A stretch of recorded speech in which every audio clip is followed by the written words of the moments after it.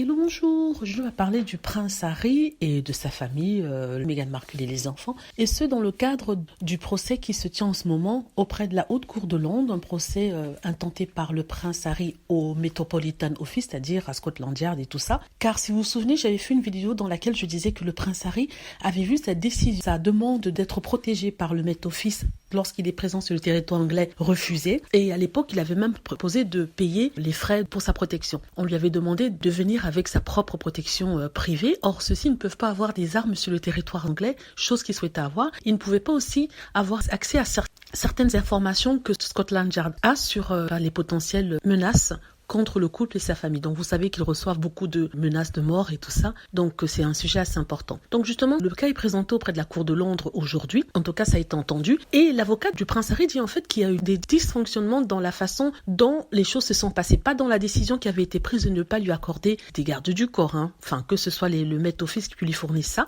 Mais en fait, il dit que lorsque la décision a été prise et le refus a été donné, il n'était pas au courant que dans le conseil décisionnel, il y avait un membre des hommes en gris, c'est-à-dire quelqu'un qui était un proche aide de la famille royale de la reine d'Angleterre. Donc il faisait partie de ce comité qui décidait si oui ou non lui donner une protection couverte par l'État, enfin couverte pas financièrement, par l'État anglais. Donc il dit que déjà là, il y avait un problème d'intérêt et qu'il aurait dû être informé que cette personne et les autres membres seniors de l'équipe de la famille royale ne devraient pas faire partie de ce comité. Donc première chose. Et la seconde chose, c'est qu'il avait dès le début dit qu'il souhaitait payer de sa poche les personnes qui lui seraient allouées, l'équipe de sécurité.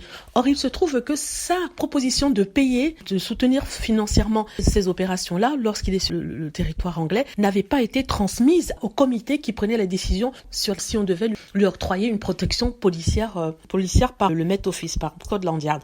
Donc, vous voyez ici que les personnes à qui il avait demandé, fait passer sa demande, n'ont pas transmis à temps au comité qui prenait la décision, son désir de payer lui-même de sa propre poche, ce qui a dû peut-être influencer la décision de ce groupe-là. Et deuxièmement, il dit en fait qu'on aurait dû lui demander aussi de s'exprimer par rapport à ça. Il avait demandé à venir parler au comité, or on lui avait dit non. Donc c'est pour ça qu'il disait qu'il y avait une sorte de clashement d'intérêts entre les deux, parce que pourquoi est-ce que les aides du palais ont le droit de donner leurs décisions et faire partie du comité, et lui il n'a pas le droit de s'exprimer devant eux pour défendre son cas. Et voilà où c'en est maintenant. Donc la décision devrait être prise par la Haute Cour de Londres. Donc pour l'instant, on n'a que ces petites brides-là. Donc je vous tiens au courant de toute façon. Dites-moi ce que vous en pensez. J'espère que vous avez aimé la vidéo. N'hésitez pas à cliquer sur like si c'est le cas, à vous abonner pour plus de vidéos et à cliquer sur la petite cloche afin d'être averti lorsque je poste une nouvelle vidéo. Merci.